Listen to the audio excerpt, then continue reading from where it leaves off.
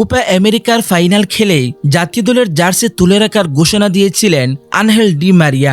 তাই শিরোপা উছিয়ে ধরেই আর্জেন্টিনাকে বিদায় জানাতে চেয়েছিলেন এই তারকা। শেষ পর্যন্ত তার সেই স্বপ্ন পূরণ হয়েছে।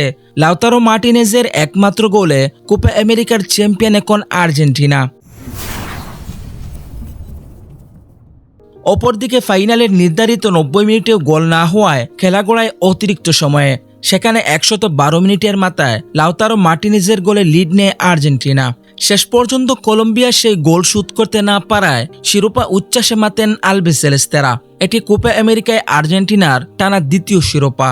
সব মিলিয়ে টানা তৃতীয় বড় শিরোপা জিতল আর্জেন্টিনা, যার শুরুটা হয়েছিল 2021 সালের কোপা আমেরিকায় টুর্নামেন্ট দিয়ে।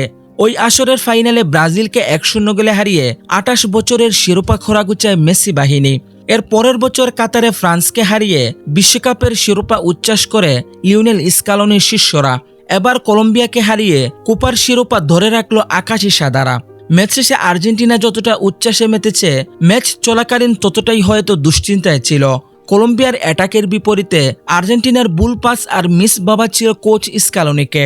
এর মধ্যে ম্যাচের 65 মিনিটে ইনজুরিতে পড়ে মাঠ ছাড়েন আর্জেন্টিনার প্রাণবোমরা লিওনেল মেসি। খেলোয়াড়, দর্শক থেকে শুরু করে মেসিও যেন মাঠ ছাড়ার কষ্ট ভুলতে পারছিলেন না। বেঞ্চে বসে অজরে কেঁদেছিলেন এই ফুটবল জাদুকর। শেষ পর্যন্ত লাউতারোর গোলে মেসির কান্না রূপ নেয় উচ্ছ্বাসে। জয়ের পর বুনো উল্লাসে মেতেছেন মেসি নিজেও। যদিও এই ম্যাচে কম নাটকীয়তা ছিল না। দর্শক বিশৃঙ্খলার কারণে প্রায় 1 ঘন্টা 22 মিনিট দেরিতে শুরু হয় আর্জেন্টিনা এবং কলম্বিয়ার ফাইনাল ম্যাচ।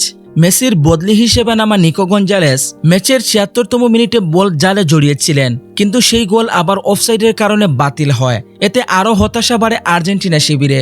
অতিরিক্ত সময়ে বদলি হিসেবে নামা লাউতারোই শেষ পর্যন্ত আর্জেন্টিনাকে শিরোপার স্বাদ এনে দেন।